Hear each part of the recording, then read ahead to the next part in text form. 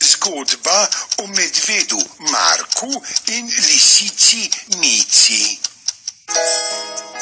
Na robu gozda je toplo sonce usmerilo svoje žarke na drevesa, ki jih je še pokrival sneg, in naznanilo pomlad.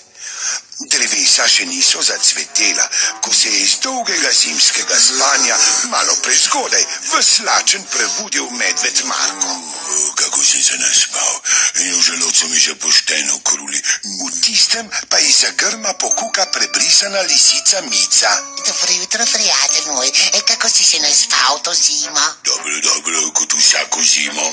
Ampak povej, kje bi lahko dobil kaj hrane, jole. Ja, ni je še v izobilju, ampak poglej, tam le vidim cvetoče drevo in prav gotovo bodo tam prvi slastni sadeži.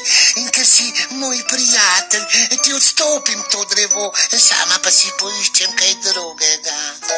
Se je muzala lisica in zamolčala medvedu resnico. Dren, ki mu ga je pokazala, namreč prvi cveti in pozno jeseni obrodi.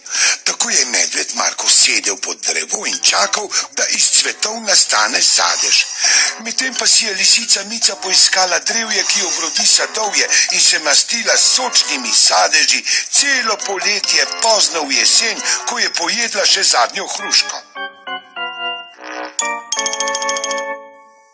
Ej, prijatelj moj, kaj pa delaš? Na mojem drevesu ni še nič zraslo. Jaj, ti drevoti, jaz pa sem ravno kar pojedla še zadnjo hruško in počasi bo treba domov, se že piha mrzu veter in prinaša sneg, veš? Medved je prepozno sprevidel, kako ga je lisica potegnila.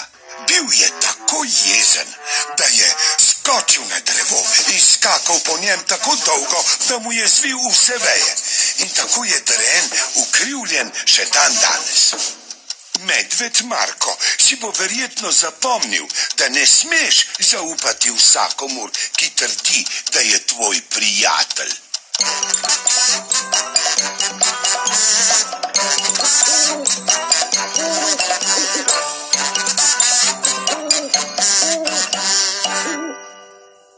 Mm-hmm.